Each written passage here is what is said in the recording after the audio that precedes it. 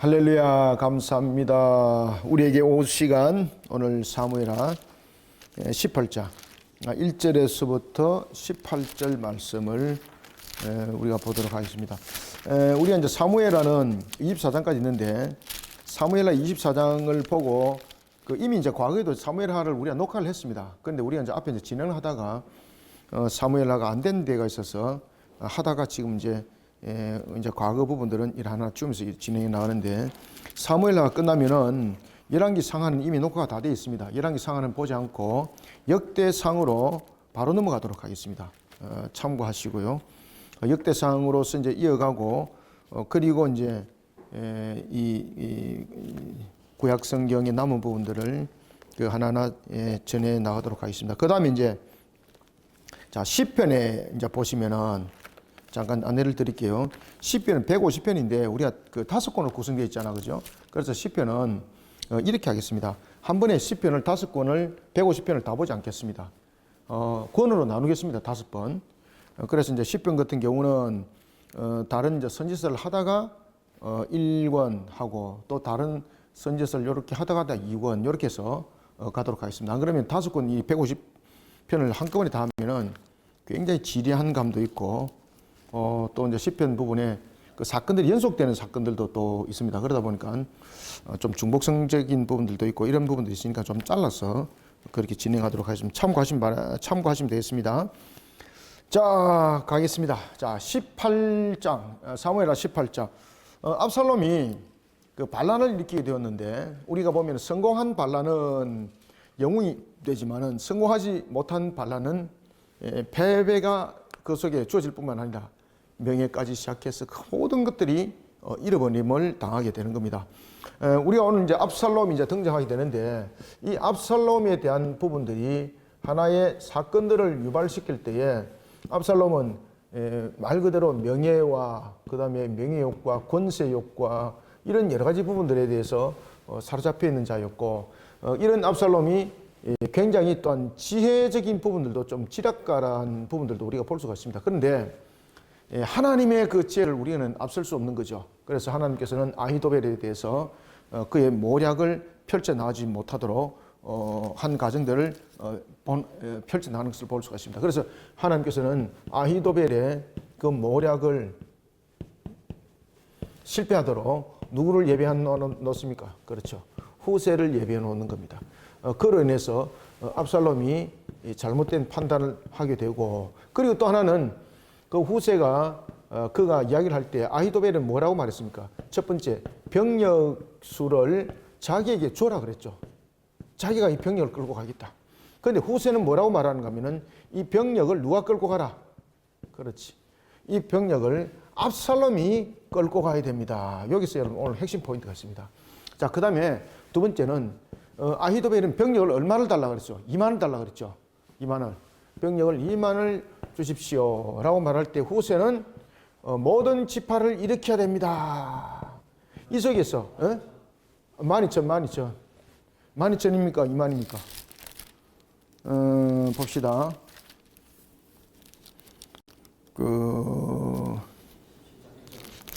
우리가 12,000. 17장 1절에 12,000, 그죠? 12,000명을 주십시오. 라고 말했습니다. 그런데 압살롬이 이 부분들을 볼 때에,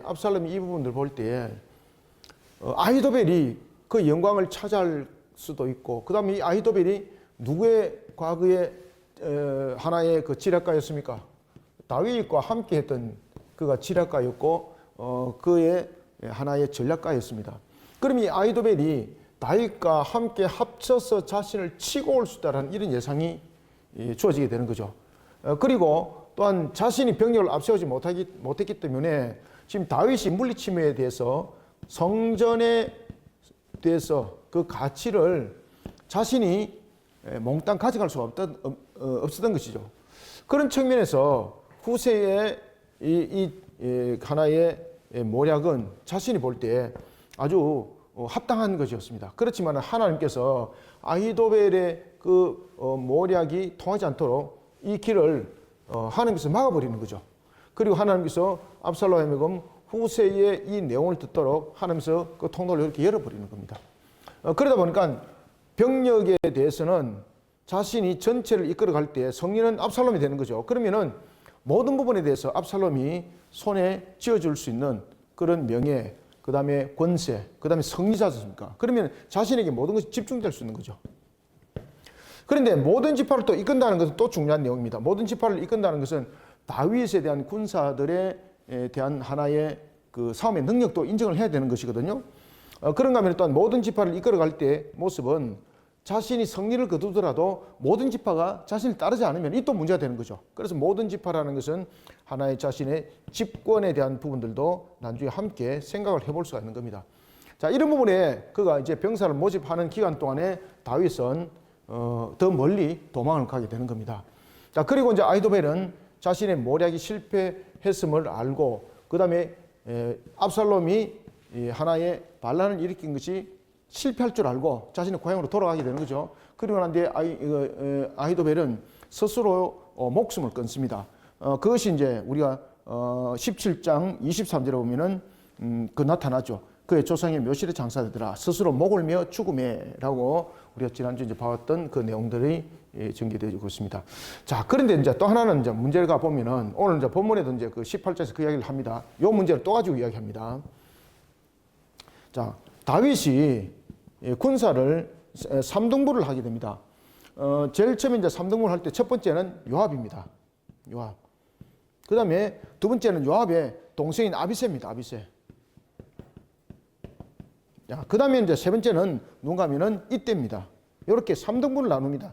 이 참 다윗이 이런 부분들을 잘 나누는 이유는 무엇이겠습니까? 이미 다윗은 전쟁에서 많은 경험을 했죠. 많은 경험을 했기 때문에 일단은 후세를 통해서 모든 지파를 모집한다 그랬잖아. 그죠? 모든 지파를 모집하게 되면은 1대1로 붙으면은 이긴다, 진다. 이길 확률이 없습니다. 그래서 다윗은 모든 지파가 일단 구성이 되게 되면은, 모든 지파 구성이 되게 되면은 자신들이 정면으로 붙게 되면은 이거는 뭐 100점 100표입니다, 이거는. 그래서 다윗이 이것을 3등분을 나누는 겁니다. 그러니까 다윗이 전투에서 많은 경험을 가지고 있는 거죠. 1대1로 붙었을 때의 전략과 그 다음에 상대가 다수일 때는 우리가 어떻게 되는가? 상대가 다수일 때는 어떻게, 무슨 전략을 대체로 펼치나요? 숫자가 작을 때는 게릴라전입니다. 아시겠습니까? 상대가 세력이 강하고 우리가 그 수가 적을 때는 항상 전략적 부분에서 기본적 전략입니다.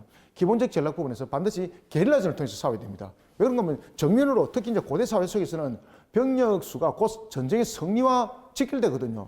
정면으로 붙어버리면 끝나는 거예요, 여러분들요. 그래서 전쟁에 대해서 경험이 많았던 다윗이 세 등분을 딱 나누게 되는 겁니다. 자, 그 다음 또한 세 등분을 나눌 때에 다윗이 뭐라고 말하는가 하면은 내가 전체를 이끌고 나가겠다. 딱 그 이야기를 해요. 내가 전체를 이끌고 나가겠다. 이것은 다윗과 압살롬이 전체를 이끌고 나가는 것과 다릅니다. 압살롬은 전체를 이끌고 나가는 것을 통해서 자신이 승리자가 되고 자신이 집권하는 부분에 대해서 효력을 발생하는 측면이에요. 그런데 다윗은 자신이 앞장서겠다라는 부분들에 대해서는 무언가 하면요, 책임 있는 왕으로서 역할이에요. 책임 있는 왕으로서 역할. 어떤 부분에서든 간에 왕이 뒷전으로 빠지고 이런 것들이 없다는 거죠. 그때에 다윗 주변에는 전략가들이 이미 없습니다. 다윗이 전투를 벌일 때는 후세가 있었고 아히도벨이 있었는데 지금은 후세도 없고 아히도벨도 없어요, 여러분들요. 그런데 하나님께서 한 병사를 통해서 부하를 통해서 무슨 이야기를 하는가 하면은 왕이여, 왕은 이 전투에서 앞장서지 마시고 왕은 어디에 머무세요? 성읍에 머무십시오. 이 말을 합니다. 왕궁도 아니고 성읍이에요, 성읍. 성읍은 조그마한 부분들, 그죠? 조그마한 부분들. 그러면은 고대 사회 속에서 성읍은요, 제일 작은 성읍은 10명 단위로 구성도 되어 있었거든요. 그러면은 지금 다윗이 도피한 곳은, 그 다음에 이제 병사들을 모집한 곳은 크게 많은 사람들에게 알려진 장소가 아니고 소외된 장소로 보셔야 되는 거예요.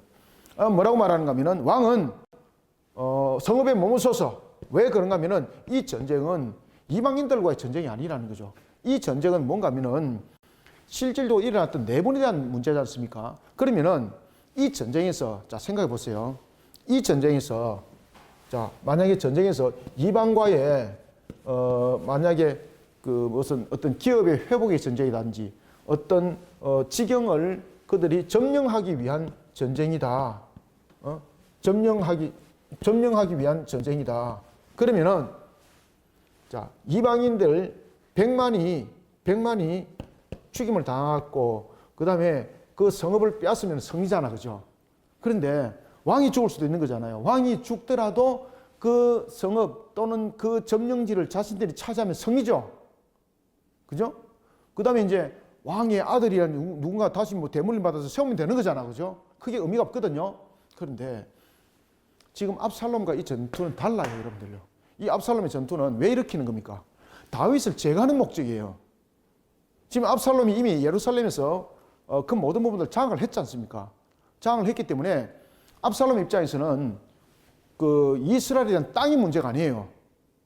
이것은 권위자로서의 그 집권에 대한 부분들에서 인정을 받는 거예요. 그렇기 때문에 많은 병사를 죽이는 것이 유익함이 아니에요. 누구만을 제거하면 되는 거예요. 그렇죠. 그래서 아히도벨이 어떤 전략을 펼쳤습니까?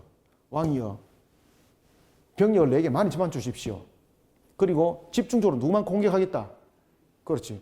병사들을 무너뜨리면 안 됩니다. 왜 그런가 하면은 이들도 여러 지파 속에 형성이 되어 있기 때문에 그들에게 원한을 사게 되고 결국은 왕의 대적자가 됩니다. 그러니까 다윗을 집중적으로 공격해서 다윗만 제거하겠습니다. 딱 그 얘기죠, 그죠? 바로 이 부분들이에요. 자, 이 전쟁에서는 이 하나는 지배적인 땅을 차지하기 위한 또는 하나의 그 민족에 대한 전쟁들이 아니에요. 이 부분들은 권력 찬탈적 측면이에요. 권력 찬탈적 측면에서 일어나는 내분의 부분들은요, 많은 병사를 이긴 자가, 많은 병사를 무찌른 자가 이기는 것이 아니에요. 그 왕에 해당되는 사람을 제거한 측면이 이기는 거예요. 아시겠습니까? 그래서 이 전투에 다윗이 나가게 되면은 안 된다는 거예요. 야, 그것을 하나님께서 아히도벨도 아니고 후세도 아니고 그냥 일반 사람을 입을 통해 하나님께서 말씀을 줘요. 다윗은 못 깨달았어요. 그때 다윗이 깨닫는 거. 아, 맞다. 이 전쟁은 하나의 우리의 기업을 회복하는 전쟁이라든지 아니면은 우리 어떤 점령을 통한 전쟁이 아니기 때문에 이 전쟁은 권력의 찬탈에 대한 문제지 않습니까? 그러면 권력자를 제거하면 끝나는 전쟁이거든요. 그러면은 여기서 보면은 오늘 한 사람이 그에게 이야기를 해요. 뭐라고 말하는가 하면은 왕이여, 왕은 우리 만보다 뛰어나고 만보다 훨씬 낫고 무엇보다도 중요합니다. 이 전쟁 속에 왕이 만약에 나서게 된다면 이미 다윗은 모든 사람들이 다 알고 있습니다. 그 많은 병사가 누구에게 겁이들겠습니까? 수많은 병사들을 물리뜨리는 것에 이 목적이 있는 것이 아닙니다. 오직 다윗 하나를 무너뜨리는 것이 있기 때문에 집중적으로 다윗을 공격할 것입니다. 그러면 왕은 이 전쟁에 나가게 되면 치명상을 입게 됩니다. 그러면 우리가 그 병사들을 다 무찔렀다 칠지라도 다윗 왕이 제거되면은 이 전쟁은 끝난 겁니다. 이거는 우리가 패전한 겁니다. 오, 다윗이 보니까 맞는 거예요. 그리고 이제 다윗이 머물게 됩니다. 그리고 또한 이 전투에서는 누가 앞장서나요? 여기서는 압살롬이 등장하는 거예요. 그러니까 사실은 압살롬도 이 전쟁에서, 이 전투에서 났으면 안 되는 거죠. 그죠? 왜 그렇습니까? 압살롬이 날아가면 끝나는 거잖아요. 그죠? 근데 압살롬은 났습니다. 후세의 말을 듣고. 왜? 이 전쟁에서 왕이 앞서야만이, 그 당시에 이제 압살롬을, 그 후세는 왕이라고 그랬거든요. 압살롬 당신이 앞서야만이 다윗을 그 쳤을 때에 그 전가, 그 성전가, 그 권세, 그 명예, 그 권이 당신에게 다 돌아옵니다. 그러니까 왕이 직접 그 모든 부분들 성리를 거두십시오. 이 전쟁은 이미 끝난 겁니다. 다윗 해봐야 군사, 아무리 다윗이 뛰어난들 그 군사들은 얼마나 되겠습니까? 그러니까 모든 지파를 이끌어서 가면은 이거는 끝장난 겁니다. 와, 그 속에 압살롬이 들뜬 겁니다. 그리고 그가 전장에 임하게 되는데 놀랄 일이 여기서 이제 벌어집니다. 숫자적으로는 압살롬이 이끌고 갔던 이 군대가 지금 다윗이 게릴라전을 통해서 분명히 세 등분을 했죠, 그죠? 세 등분을 해도 못 이기는 겁니다. 그런데 이 게릴라전을 하면서 숲속에서 전투가 벌어집니다. 그때 성경은 이렇게 말합니다. 어떤 일들이 일어난지는 모르는데, 기록이 되었지는 않습니다. 어떤 일들이 일어날지는 모르는데 지금 그 전투에서 압살롬의 군사가 칼로 죽은 것보다도 그 숲에서 자연적 현상을 통해서 죽임을 당한 것이 더 많다 이랬습니다. 하나님께서 무엇을 일으켰습니까? 초자연적 역사를 일으켰어요. 초자연적 역사를 하나님께서 일으켜가지고 압살롬의 군대들이 패전하게 만드는 겁니다. 그러다 보니까 압살롬이 혼자 살아남아서 도망가는 거예요, 여러분들요. 도망가다가 압살롬이 머리털이 숱이 엄청 많았거든요. 그리고 이제 압살롬은 이 머리털도 숱도 많은 것도 자랑도 삼고 했는데 그 자신이 자랑 삼았던 그 머리털에 의해서 이 노새가 지나가다가 그 가지에 꼽혀가지고 나무에 대롱대롱 매달리게 된 거예요. 꼼짝없이 그냥 사로잡힌 애가 된 거예요. 자, 이 속에서 이제 압살롬이 죽는 일이 벌어지는데 다윗은 압살롬을 살리라 그랬을 때 요압은 압살롬을 죽이는 일에 이제 앞장서게 됩니다. 오늘 본문은 그 내용들입니다. 오늘 본문은요, 굉장히 짧은 본문인데 굉장히 내용은 스펙타클하게 급변하는 내용 속에 정리되어진 것을 볼 수가 있습니다. 자, 그러면 우리가 1절부터 한번 보겠습니다. 자, 이에 다윗이 그와 함께 한 백성을 찾아가서 천부장과 백부장을 그들 위에 세우고, 자, 여러분 보십시오. 천부장은 1000명의 군사의 장이에요. 백부장은 100명의 군사의 장이에요. 자, 다윗이 예루살렘을 도망갈 때 군대 조직을 이끌고 도망 못 갔죠, 그죠? 그냥 속된 말로 자신의 최측근에 있는 사람들과 함께 그냥 도망갈 뿐이었습니다. 신속히 도망가야 되니까. 그런 다윗이 이제 한 곳에 머물렀습니다. 그 한 곳에 머물렀을 때에 잘 보십시오. 다윗은요, 자신을 선대할 사람이 아무도 없을 수도 있어요. 그런데 하나님께서 다윗을 도움의 손길을 예비해둬요. 그것을 다윗은 보는 거예요.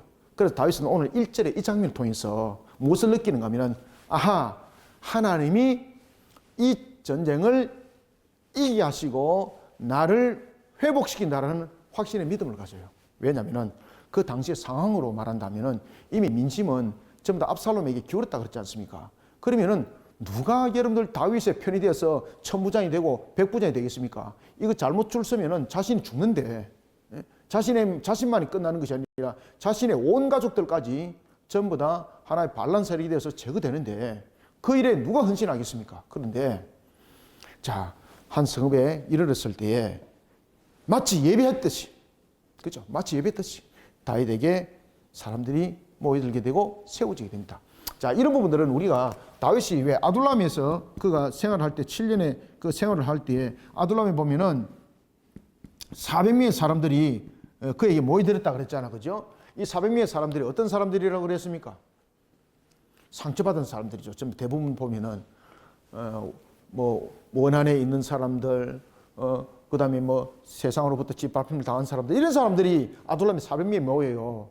그리고 이 400명이 나중에 다윗이 왕이 되고 다윗이 어디를 가나 함께 했던 정말로 생명을 함께 나누는 동지가 돼요, 여러분들요. 아시겠습니까? 아둘람이라는 곳은 블레셋과의 그 남유다와, 그러니까 유다와 블레셋과의 그 경계선이거든요. 그렇다 보니까 분명히 땅은 유다 땅인데 유다로부터도 보호를 못 받았어요. 그 다음에 블레셋이 바로 국경이 되다 보니까 언제든지 추수라든지 이런 때는 늘 이렇게 침탈을 당했던 곳이 아둘람이에요. 그런 아둘람을 그가 피할 수밖에 없었던 것은요, 자신을 믿었던 하나의 친족들도 자신을 배반했잖아요. 그래, 자신이 갈 곳이 없었던 거예요. 그러니까 처참한 아둘람. 근데 이 아둘람에서 하나님께서 역전의 역사를 일으키죠. 그죠? 오늘 본문도 똑같습니다. 자, 한 곳에 갔습니다. 자, 보세요. 이에 다윗이 그와 함께 한 백성을 찾아가서, 그죠? 한 백성을 찾아갔죠? 배반할 수 있는 거죠? 그런데 그곳에서 천부장, 백부장이 세워지는 부분에 사람들이 모이게 되는 다윗은 이런 사람들의 선대가 하나님께서 자신을 돕는다는 것, 그리고 자신을 새롭게 한다는 것을 그가 알게 되는 겁니다. 그리고 2절에 보면은 다윗이 그 백성을 보낼 때에 이제 3등분 합니다. 다윗이 그의 백성을 내보낼새 3분의 1은 요압의 휘하에, 3분의 1은 스루야의 아들 요압의 동생 아비새의 휘하에 넘기고 3분의 1은 가드 사람 이때의 휘하에 넘기고 왕이 백성에게 이르되 나도 반드시 너희와 함께 나가리라 하니. 자, 여기서 다윗이 함께 나간다는 것은 책임자로 쓰죠, 그죠? 전체를 이끌어가는 책임자로 쓰죠. 그리고 이제 3등분을 할 수밖에 없었던 것은 앞에도 이제 말씀드렸던 것처럼 지금 그 후세에 대한 부분들이 전략은 이미 다윗이 이제 다 알고 있는 거죠. 그럴 때에 압살롬이 그 모든 지파의 군사를 이끌고 왔을 때 정면으로 부딪히면 자신들이 이길 확률은 0%예요, 0%. 그러나 결국 이제 게릴라전을 하겠다는 거죠. 자, 이렇게 하면서 자신의 대한 부분들이 자신의 아들이 일으킨 반란이었고 자신의 문제로 일어난 반란이지 않습니까? 그러니까 왕으로서 책임을 다하는 거죠. 그렇게 하겠다는 거죠. 그때에 자 보십시오. 3절 뭐라고 말하는 거예요? 백성들이, 자 여기에서 백성들이라는 것은 일반적으로 말하면 지략가가 아니죠. 전략가가 아니죠. 아히도벨 같은 자 아니죠. 후세가 아니죠. 그죠? 그러니까 하나님께서 그 백성들이 입을 통해서 하나님께서 다윗에게 알게 하는 거예요. 그러니까 은혜를 베푸는 거죠. 다윗은 이것을 처음에는 이것을 몰랐었어요. 그래 나중에 보니까 그래 맞아. 이 지금 일어나고 있는 반란, 전투, 전쟁이 내분으로 일어났는데 그 목적은 나를 제거하는 목적이거든요. 그러면 이 전쟁에서 오히려 많은 사람들이 죽임을 당하더라도 다윗에게 만약에 공격이 오지 않는다면은 뭐 이야기는 틀려지는데 아무리 멍청한 사람이라도 많은 사람들과 싸우겠습니까? 아니죠. 다윗 하나 보고 싸우는 거죠. 그죠? 그래서 다윗 하나 보고 덤비들었을 때 다윗에게는 치명상 갈 수밖에 없는데 이런 부분들을 우리가 스스로 길을 간다는 것은 이미 패전을 각오하는 것과 똑같습니다. 그 얘기를 하는 거예요. 그래서 다윗이 깨닫습니다. 그래서 이 전투는 정복 전쟁이 아니죠. 왕권을 둘러싼 하나의 내분이죠. 그러면은 이 전쟁에서 누구를 많이 제거했다. 이게 아니에요, 여러분들요. 누굽니까? 이 정복 전쟁이 아닌 왕권을 둘러싼 하나의 권세를 가진 자를 제거하는 자가 승리하는 전투예요. 3절 백성들이 이르되 왕은 나가지 마소서 우리가 도망할지라도 그들은 우리에게 마음을 쓰지 아니할 터요. 그죠? 사실 그 병사들에게 있는 것이 아니에요. 어디에 문제가 있는 거예요? 다윗이에요. 다윗. 우리가 절반이나 죽을지라도 우리에게 마음을 쓰지 아니할 터이라. 왕은 우리 10,000명보다 중하시오니. 이게 왕의 가치가 10,000명보다 좋다 이것이 아니고 이 전쟁의 성격이 무엇인가를 왕은 좀 깨달아야 됩니다. 이 말입니다. 아시겠죠? 10,000명이 죽어도 다윗이 살아있으면 이 전쟁은 패한 것이 아니에요. 이해됐죠? 전부 다가 죽고 다윗이 하나가 남아도 이 전투는 패한 것이 아니에요. 왜? 다윗은 여전히 살아있으니까. 그런데 한 명도 안 죽고 다윗 하나가 죽었다. 그러면 어떻게 되는 겁니까? 다윗이 죽음으로써 이 전쟁은 다윗을 죽인 편이었던 압살롬 편이 이기는 거예요. 여러분들요. 이 백성들이 입을 통해서 하나님께서 이것을 깨닫게 하는 거예요. 너무 맞다는 거죠. 왕은 우리 10,000명보다 중하다는 것은 바로 이 뜻을 말하고 있는 겁니다. 왕은 우리 10,000명보다 중하시오니 왕은 성읍에 들어가시다가 우리를 도우심이 좋으니이다 하니라. 근데 왕은 뒤에서 무엇이 되다는 겁니까? 보급부대를 대주십시오. 보급부대. 돕는다는 것은 보급부대를 말하거든요. 병참부대 역할을 해주십시오. 4절 왕이 그들에게 이르되 너희가 좋게 여기는 대로 내가 행하리라. 오 그래 맞다는 거죠. 그들의 권면이 그냥 나로 하여금 안전한 신변의 안전한 부분들이 아니라 이 전쟁이 가지고 있는 성격을 명확하게 깨닫게 해주니 참 고마운 거죠. 그래서 적절한 권유를 다윗은 받아들입니다. 그리고 자신의 전과를 통해서 무언가를 세우려고 했던 압살롬은 이제 이 전투 속에 어리석음이 자신을 무너뜨리는 하나의 사건으로 변하게 되는 겁니다. 4절 왕이 그들에게 이르되 너희가 좋게 여기는 대로 내가 행하리라 하고 문 곁에 왕이 섬에 모든 백성이 몇 명씩 100명씩 1000명씩 지어 나가는 전 이게 뭔가 게릴라전을 했다는 거죠. 지금 게릴라전. 자 그러면은 잘 보십시오. 이 부분들이 백성들이 100명씩 1000명씩 지금 지어서 갔다는 이야기는 지금 백성들이 이 전투가 자신들이 비록 죽임을 당할지라도 누구를 지키는 전투라는 것을 그들은 깨달아요. 다윗을 지켜야 된다는 겁니다. 이 전투 속에서. 그래서 이 전투 속에서 지금 100명, 1000명 짝을 지어 나가는 사람들은요. 살기 위해서 가는 것이 아니에요. 아시겠습니까? 자신들의 생명을 바치기 위해서 가는 거예요. 이게 자발적인 조직이 된 겁니다. 이게. 그래서 여기서 이 조직은 결연한 모습을 우리에게 말하고 있습니다. 이 100명씩 뭐 1000명씩 이렇게 지금 그 짝을 지었지 않습니까? 이것은 뭔가 하면은 결의를 하는 겁니다. 결의. 그들의 결의를 모습을 보여주는 거예요. 우리는 다윗을 지키기 위해서 우리 몸을 던진다. 그러면 자신들은 자신들의 죽음에 대해서 어떤 두려움도 가지고 있지 않다는 거죠. 그런 결의, 다짐을 하고 지금 가는 겁니다. 이게 이 장면을 말하고 있는 겁니다. 그래서 100명씩 1000명씩 지어 나가는지라라는 것은 바로 조직적인 전투가 이루어지고 있고 이들은 이 결의를 통해서 자신들은 이 전투를 통해서 자신들의 생명을 바친다는 거죠. 이런 결연한 의지가 100명씩 1000명씩 대를 지어 나가는지라 속에 함축되어 있습니다. 자, 그러면은 상대편은 어떻는가 보자는 거죠.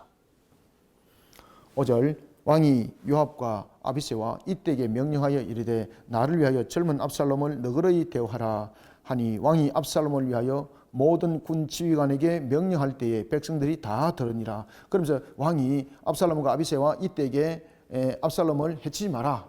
해치지 말고 그를 사로잡아라. 이렇게 이야기를 하게 되는 거죠. 그런 이야기를 백성들이 듣게 됐다는 겁니다. 자, 그런 속에 이제 진영이 형성이 되고 전쟁이 일어났습니다. 자, 9절, 6절. 이에 백성이 이스라엘을 치러 들로 나가서 에브라임 숫풀에서 싸우더니. 자, 숫풀에서 싸웠죠, 그죠? 자, 숫풀에서 싸운 이유는 무엇이겠습니까? 거기에서 이제 게릴라전들이 일어났다는 거죠. 속된 말로 여러분 작은 병력을 가지고 우리가 대낮에 대로에서 싸우면은 그 전쟁은 백진백패잖아, 그죠? 그래서 그들을 이렇게 이제 자신이 이제 싸울 수 있는 그런 전략을 이제 펼친 상태 속에서 숲풀로 그들을 이끌어 갔다는 거죠. 그런데 이 숲풀에서 일어난 사건을 보시면은 숲풀의 사건 속에서 초자연적 역사가 일어나는 것을 우리가 볼 수가 있습니다. 초자연적 역사. 그래서 칼로 죽인 것보다도 그 숲풀에 의해서 죽임을 당한 자들이 더 많더라. 자, 6절. 이에 백성이 이스라엘을 치러 들로 나가서 에브라임 숲풀에서 싸우니라. 자, 처음에는 들로 나갔죠. 그죠? 처음에는 들로 나갔는데 이제 어디로 끌고 들어갑니까? 이게 유인작전을 했다는 거죠. 유인작전. 게릴라전을 펼치기 위해서. 그런데 이 속에 하나님의 초자연적 역사가 있었다는 겁니다. 아시겠죠? 지금 들에서는 자신의 신변들을 다 노출한 거죠. 왜 들에서 노출했을까요? 자신들의 병력 수가 보여지게 되는 거죠. 그러면 상대는 병력 수가 많잖아요. 그러면 상대가 병력 수가 많은 사람들이 들에 있는 자를 해치기 위해서 전력을 다해서 쫓아오겠죠. 그럼 이들은 싸우는 차다가 어디로 도망가겠습니까? 이들을 이길 수 있는 방법은 게릴라전이라고 그랬죠. 그죠? 게릴라전은 들판에서 게릴라전이 형성이 안 돼요, 여러분들요. 게릴라전은 보이지 않는 곳에서 이런 하나의 습격작전이나 이런 거 있어야 되는 거거든요. 들판에서 눈에 다 보이는데 무슨 거기서 게릴라전이 일어나겠습니까? 뭐 참호한 것도 없는데. 그래서 유인작전을 펼쳤다는 거죠. 유인작전을 펼치면서 그들이 숲풀에 이미 다른 조들이 대기하고 있었다는 거예요. 그래서 3등분 나눴던 거예요. 그러니까 들판에 보니까 야, 저 정도면 우리가 잡아먹겠다 이렇게 막 확 들면서 했을 때 그들은 들판에서 유인작전 해가지고 이들을 숲풀로 이끌었습니다. 그런데 그리 하더라도 워낙 많은 수가 되기 때문에 그들이 게릴라전에서 이길 확률이 없었습니다. 그래서 성경에서는 이렇게 말합니다. 자, 어떻게 말하는지 봅시다. 어떻게 이겨나가는지 봅시다. 자, 7절. 거기라는 어디입니까? 숲풀. 거기서 이스라엘 백성이 다윗의 부하들에게 패하며, 이 말도 안 되는 일이 일어났다는 거예요, 지금 이거. 그날 그곳에서 전사자가 많아. 몇 명? 2만 명. 야, 여러분들, 지금 다윗이 이끌고 간 그 다윗의 병사 수가 2만도 안 되거든요. 그죠? 지금 여러분 보십시오. 자, 그들 병사를 한번 보세요. 100명씩, 1000명씩 대를 지어갔더라. 이 몇 부대 되겠습니까? 많지 않거든요. 그런데 그 숯불에서 2만을 무찔렀습니다. 그 성경에서는 이야기를 합니다. 그곳에서 전사자가 많아 2만 명에 이르렀고 라는 것은 이 전쟁에서 그들이 그곳에서 2만이 죽을 이유가 없다는 것을 말하고 있는 겁니다. 이 속에서는. 그러면서 8절에서 이제 그 이야기를 해요. 자, 보세요. 8절. 그 땅에서 사면으로 퍼져 싸웠으므로 그날의 숯불에서 죽은 자가, 보십시오. 숯불에서 죽은 자가 칼에 죽은 자보다 많았더라. 자, 숯불에서 죽은 자가 칼에 의해서 죽었다는 것은 서로 대결해서 죽은 거죠. 그러면 숯불에서 죽은 자는 어떤 상태인가? 숲에서 어떤 일이 일어났다는 겁니까? 지금 이 속에서 이제 강조를 하고 있는 것은 그들이 죽은 것은 군사적 무기로 죽은 것이 아니라 어떻게? 초자연적 역사를 통해서 숯불에 죽었다는 거예요. 그래서 하나님께서 역사를 일으켰던 겁니다. 이 사건으로 전쟁의 성패가 갈라졌습니다. 그러니까 압살롬이 놀래가지고 도망가다가 그가 나무에 매달리는 거예요. 아시겠습니까? 압살롬이 굉장히 놀란 거예요. 9절. 압살롬이 다윗의 부하들과 마주치니라. 압살롬이 노새를 탔는데, 노새는 우리가 이제 속된 말로 하면 나귀하고 말하고 교배를 맺어서 이렇게 태어난 것이 이렇게 그 노새거든요. 그 노새는 굉장히 힘도 세요. 힘도 세고 뭐 그런 부분들이 있는데 노새를 탔더라. 그 노새가 큰 상수리 나무 번성한 가지 아래로 지나갈 때에 압살롬의 머리가 그 상수리 나무에 걸림에. 자, 이게 보면은 압살롬이 얼만큼 급히 도망갔는가를 우리가 알 수가 있어요. 압살롬이 얼마나 급히 도망갔는가 알 수가 있고, 그 다음에 자신이 앞에 분별력이 없을 정도로 정말 다급하게 도망갔다는 거죠. 그러면은 이 숲에서 일어났던 사건들이 굉장히 긴밀한 사건들이 자신들이 상상하지 못한 일들이 지금 벌어졌다는 이야기예요.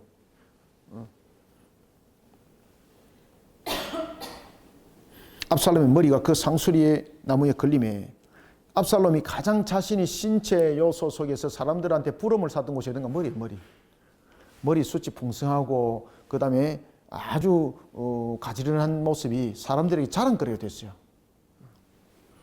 그러니까 자신이 자랑거리 삼았던 그 머리가 결국은 자신을 뺏어가는 하나의 도가 되는 거예요. 그래서 하나님께서 그의 머리가 상수리에 딱 걸리게 만들어요. 이렇게 나무가지. 그 머리가 이렇게. 노새를 타고 가다가 노새는 앞으로 지나가 버리고 그만 이렇게 달랑달랑 매달리스다 이 말입니다. 아시겠습니까? 달랑달랑 매달리스다. 그러니까 그 손에 칼을 쥔 것도 아무것도 없는 거예요. 머리가 이렇게 숲이 많았다 그랬잖아요. 이거는 녹곤보다 더 강해요. 뜯어낼 수가 없어요. 아무리 발버둥쳐도 못 내려오는 거죠. 자, 이 장면을 이제 목격하는 겁니다. 이 장면을 목격하면서 한 사람이 요압에게 이야기를 하니까 요압이 뭐라 그러는가 하면은 내가 너에게 상을 주겠다. 그거를 빨리 제거라. 그러니까 이 한 사람이 뭐라 그러는가 하면은 나는 왕의 말을 들었습니다. 아들을 해치지 마라 그랬습니다. 나는 은을 1000개를 준들, 은 1000개를 준들 나는 이 일들에 있어서 왕의 명을 지킬 것입니다. 그때에 요압이 자신의 손에 있는 단창을, 작은 창을 3개를 가져가요. 자, 3개를 가져가는데 나중에 이제 14절을 보면은 요압이 직접 찔러 죽입니다. 아시겠습니까? 창을 이제 심장에 던져서 찌르고 이렇게 이제 하는 역할을 하고 있는데 창을 3개 들고 갔다 그랬잖아요. 그런데 이제 한글 성경에서는 보면은 이 부분들에 대해서 명확하게 해석을 하고 있지 않는데 히브리 원어 속에서는 무슨 이야기를 하고 있는가 하면 그 원어적 해석을 통해서 복수를 쓰고 있습니다. 그건 뭔가 하면은 창을 하나를 썼다는 것이 아니에요. 분명히 3개를 들고 갔죠. 복수를 쓰고 있거든요. 이거는 뭔가 하면은 예를 들면 하나는 멀리서 던져가지고 심장 쪽에 맞아가지고 있고 하나는 가서 현장에 가서 막 찔렀다는 이야기예요. 그 2개 이상을 썼다는 이야기예요. 아시겠습니까? 자, 그런 내용들이 이제 함께 또 전개되고 있습니다. 자, 9절부터 봅시다. 압살롬이 다윗의 부하들과 마주치니라. 압살롬이 노새를 탔는데 그 노새가 큰 상수리 나무 번성한 가지 아래로 지날 때에 압살롬의 머리가 그 상수리 나무에 걸림에 자신이 자랑 삼았던 그 자랑거리로 인하여서 그의 인생이 아작났다 이 말입니다. 그가 공중과 그 땅 사이에 달리고 노새가 싹 지나고 난 뒤에 대롱대롱 매달렸다는 거 이게. 그가 탔던 노새는 그 아래로 빠져나간지라. 한 사람이 보고 요압에게 알려 이르되 내가 보니 압살롬이 상수리 나무에 달렸더이다 하니 요압이 그 알린 사람에게 이르되 네가 보고 어찌하여 당장에 쳐서 땅에 떨어뜨리지 아니하였느냐. 그러니까 기회를 한 번 더 주는 거죠. 내가 너에게 상을 줄 테니까 너가 가서 처단해. 지금 이야기입니다. 뒤에 보면은 내가 네게 은 10개와 띠 하나를 주었으리라. 이건 뭔가 하면은 기회를 한 번 더 준다는 거죠. 띠 하나를 주었으리라. 다시 말하면 기회를 놓친 것에 대해서 다시 한 번 더 내가 네게 기회를 주겠다. 기회를 주겠다. 지금 이거죠. 은 10개와 띠 하나를 주었으리라 하는지라. 뭐 액수로 말하면 큰 액수는 아니죠. 그죠? 그때에 이 사람이 뭐라고 말하는가 하면 이렇게 말해요. 12절. 그 사람이 요압에게 대답하되 내가 내 손에 은 1000개를 받는다 할지라도. 그죠? 은 10개가 뭐냐 이 말이지. 그러면 은 1000개를 준다면 내가 어떻게 할 것인가? 그래도 나는 다윗 왕의 명령에 불복종하지 않겠습니다. 내 손에 은 1000개를 받는다 할지라도 나는 왕의 아들에게 손을 대지 아니하겠나이다. 우리가 들었거니와 왕이 당신과 아비새와 이때에게 명령하여, 그죠? 이때에게 명령했다는 거죠. 명령하여 이르시기를 삼가 누구든지 젊은 압살롬을 해하지 말라 하셨나이다.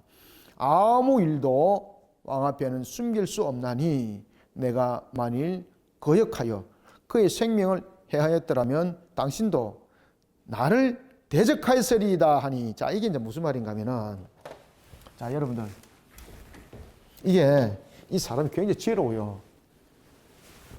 지금 요압도 굉장히, 여러분들 보시면요, 지혜를 발동시키는, 요압이 굉장히 여우라 그랬죠. 아시겠습니까? 요압도 보면은 산전수전 다 겪은 사람이잖아요. 요압이 그에게 상급을 줬죠, 그죠? 상급을 주면서 은 10개 하고 띠 하나를 준다 그랬지 않습니까? 그러면 내가 너에게 죽일 기회를 주겠다는 것이죠. 그러면은, 자, 어떤 사람, 한 사람이죠, 그죠? 여기서 한 사람과 요압. 자, 이 한 사람이 요압의 말을 듣고 그것을 성낙을 했다. 그러면 어떻게 될까요, 이 사람? 이 사람 어떻게 될까요? 요압이 죽입니다. 이 사람은 요압으로부터 상을 받는 것이 아니에요. 왜 그런가 하면은, 자, 요압은 이 사람을 유혹을 하는 거죠. 왜냐하면 자신의 뜻을 이루기 위해서. 지금 요압의 목적은요, 압살롬 제거예요. 왜 그런가 하면은, 잘 보세요. 요압이 압살롬에게 두 번 이용당하잖아요. 그 요압이 압살롬도, 요압도 압살롬이 만만치 않다는 걸 알고 있거든요. 그러면은 압살롬이 살아서 있다면은 계속해서 자기의 위치가 흔들릴 수 있는 거죠. 왜 그런가 하면 지금 자신이 다윗의 입장에서 싸우잖아. 그죠? 다윗의 입장에서 싸우기 때문에 이제는 압살롬이 제거되지 않으면은 요압이 살아날 길이 없어요, 이제는. 따라서 이제 요압은 자신이 더욱더 승승장구하고 실세가 되려면은 반드시 압살롬을 이제 죽여야 되는 입장이에요. 압살롬이 이제 살아있으면 안 되는 입장이에요. 이제 아시겠습니까? 확실히 이제 갈라졌어요. 확실히 갈라졌기 때문에 압살롬이 다윗을 제거하여서 실질적인 이제 권한을 쥐지 않습니까? 그러면은 압살롬이 누구를 제일 먼저 제거하겠어요? 요압이에요, 요압. 요압과 요압 가족들 전부 다 죽는 거예요. 그러니까 요압 입장에서는 이제는 자신과 절대 함께 할 수 없는 사람이 압살롬이에요.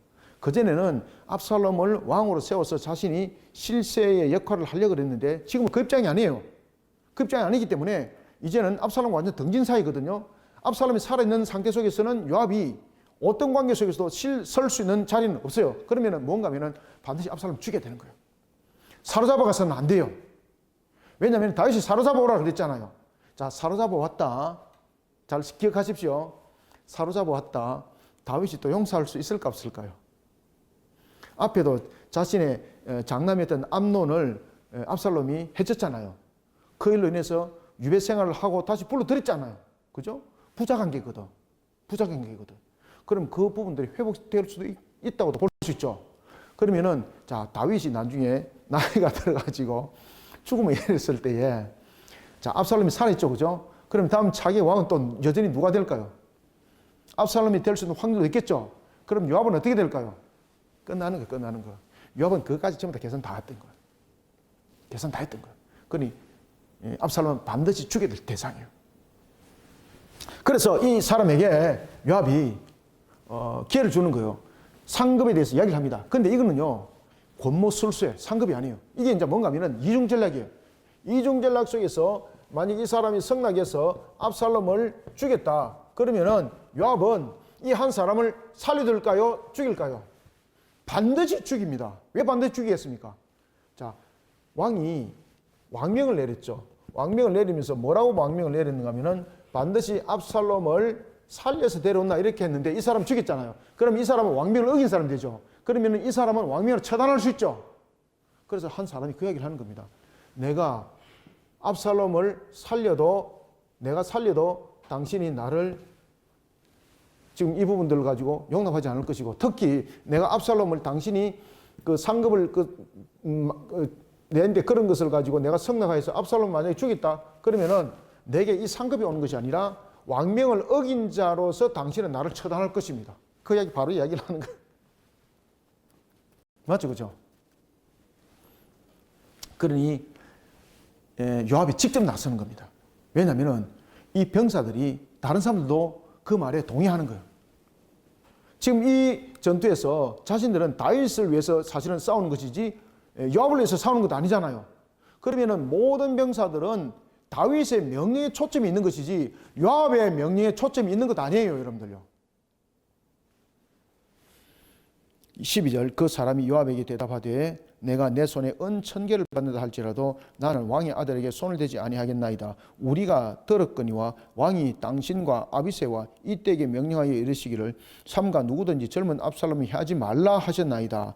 13절 아무 일도 왕 앞에는 숨길 수 없나니 내가 만일 거역하여 그 생명을 해하였더라면 당신도 나를 어떻게 하리라? 대적하였으리다. 왕명을 어긴 자로서 나를 제거할 것인데 이 말이 되느냐고. 그때 요압이 직접 났어요. 왜? 다른 병사도 거기 동의하지 않아요. 14절 요압이 이르되 나는 너와 같이 지체할 수 없다. 왜 이제 그런가 하면은 이 빨리 압살롬이 제거할 때 제거되지 못하면 다음에 여러 가지 부분에 대해서 후일의 일들은 자신에게 닥칠 일들은 상상하기가 쉽지 않는 거죠. 그렇죠? 상상하고 싶지도 않는 거죠. 그러니까 압살롬 빨리 제거해야 되는 거예요. 14절 요압이 이르되 나는 너와 같이 지체할 수 없다 하고 손에 작은 창 몇 개를 단창을 3개를 가져가. 3개를 가져가는 이유는 무엇입니까? 직접 그를 죽는 것을 확인하겠다는 거예요. 셋을 가지고 가서 상수리 나무 가운데에서 아직 살아있는 압살롬의 심장을 찌르니, 여기서 심장을 찌르니는 앞에도 제가 말씀드렸죠. 그죠? 단수다, 복수다. 여기에 복수를 쓰고 있어요. 복수. 자, 그럼 보세요. 우리가 짐작할 수 있어요. 복수는 2개 이상 3개를 들고 왔다 그랬죠. 단창. 분명히 단창을 3개를 들고 왔다 그랬죠. 그죠? 그런데 찔렀다는 것을 복수를 쓰고 있어요. 그러면 우리가 행위적 측면에서 생각을 해볼 것이 있어요. 그것은 뭔가 하면은, 자, 요압이 단창 3개를 들고 왔잖아요. 그럼 이걸 가지고 처음부터 접근해서 그 단창을 가지고 뭐 이렇게 2개를 들고 이렇게 찔렀다. 말이 아닙니다, 여러분들요. 분명히 압살롬 살아있어요. 그죠? 압살롬이 어떻게 반응할지도 모르는 거잖아요. 그러면은 여러분 입장에서는 제일 먼저 3개 단창 중에서 하나의 단창은 어떻게 할 거예요? 좀 멀리서 표적을 보고 그대로 던져서 일단은 치명상을 주어서 죽었나 살았는가 확인을 해보는 거잖아. 그죠? 요압이 그렇게 했던 거죠. 처음부터 접근하면서 창으로 단창 가지고 그의 심장을 찔렀다 합니다. 반응하는데 어떻게 찌릅니까? 못 찔러 여러분들요. 그래서 처음에는 단창을 가지고 멀리서 꽂았다는 거죠. 그러면서 그 창이 그대로 심장에 꽂혔다는 겁니다. 그것을 보고 이제 압살롬이 정신을 잃어버리는 거죠. 피를 흘리고 죽어가는 것을 보고 그 다음에 완전히 죽은 것을 확인하기 위해서 이제 근처에 가서 단창 가지고 심장을 계속해서 찔렀다는 거죠. 그래서 여기서 보면은 찌름이 단회성이 아닙니다. 그리고 이것은 2개 이상을 썼던 것이고 예를 들면은 우리는 상황적 측면에서 볼 때는 하나는 멀리서 던져서 맞췄다는 것이고 그 다음에 죽는 모습을 보고 죽어가는 것을 보고 확인하면서 이제 접근하여서 단창 가지고 직접 찔러서 마지막 처리를 했다는 겁니다. 확인사살. 그래서 마지막으로 자신이 접근한 것은 뭡니까? 확인사살.